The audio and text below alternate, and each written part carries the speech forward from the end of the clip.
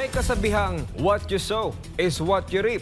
Ibinalik ngayon ang dating Pangulong Rodrigo Duterte at sa kanyang pamilya ang ibinigay niyang pag-aaruga at pagpapahalaga sa mga grupo sa gitna ng mga political harassment sa kanilang pamilya. Pati na rin ang tila banta sa seguridad ni Vice President Sara Duterte. It is incumbent for us, obligasyon namin. Hindi namin pwede mabayaran ang pag-secure ng mga Duterte sa amir namin, ng aming founding leader, Professor Normis Suarez na nandito sa Davao. Malaki ang utang na loob namin sa kanilang pamilya. So, hindi kami pwede magpabaya kung kailangan nila kami, nandito kami, physically, kasama na mga prayers namin na sana sa panawagan niya, pamilya niya, mother, mga anak, nandito ang MNLF. Ipatawag lang kami ni Vice President and we are ready. The MNLF is always ready for this one. Anytime. Ito ang nilinaw ng pinuno ng Moro National Liberation Front sa Davao na si Rolando Abdul Aziz Monk Olamit sa gitna ng posibleng banta sa buhay ni Vice President Sara Duterte. Ito ay matapos tanggalan ng 75 security detail ang Vice Presidente kamakailan at ilan pang insidente tinawag niyang political harassment. Dahil dito, iprinisenta ng nasa 11 tribo ng Davao City ang kanilang mga sarili para sa pagbigay ng seguridad kay Vice President Duterte.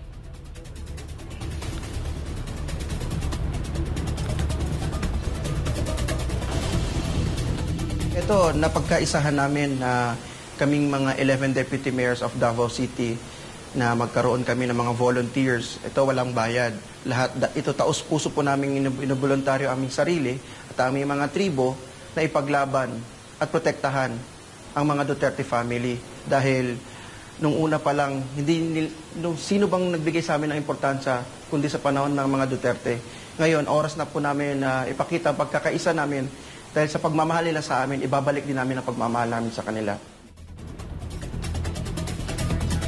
Ang dalawang grupo ay ilan lamang sa mga nakatanggap ng pagkalinga, pagmamahal at pag-aaruga mula kay dating Pangulong Rodrigo Duterte.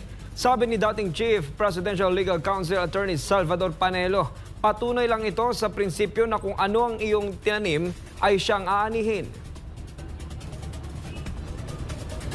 Alam mo yung prinsipyo, yung what you sow, you reap. Ay nakikita natin dito kung anong itinanim ay siyang aanihin. Yung 11 yun, ng deputy mayors, binigyan sila ng importansya ng dating Mayor Duterte para maging kasama sila sa pamamahala niya.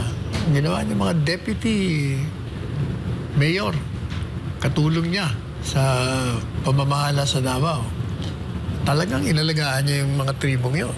Para din itong sa MNLF, talagang mga kaibigan niya ni Presidente Duterte at saka katulong, personal niya nga kaibigan si Normis Suarez na naging kliyente natin at kaibigan din natin. Kaya hindi na ako nagtataka sa mga ginagawa ng mga taong ito na voluntaryong nag-aalok ng pangalagaan ng seguridad ng pamilyang BP Inday sapagkat talagang sila ay humahanga sa integridad, sa kompetensya, sa caring nitong si BP Inday Sara at ng pamilyang Duterte. Matatandaan na noong Disyembre taong 2019 ay personal na inappoint ni dating Pangulong Duterte ang founding leader ng MNLF na si Professor Normis Suarez bilang Special Economy Envoy to Organization of Islamic Cooperation. Pero sa panahon ni Marcos Jr., hinatulang guilty sa graft ang pinuno ng MNLF nitong taong 2024, buwan ng Mayo. Samantala, umapila naman si Professor Normis Suarez nitong buwan ng Hunyo at sinabi ng kanyang abogado na walang basehan ang kanyang umano'y paglabag.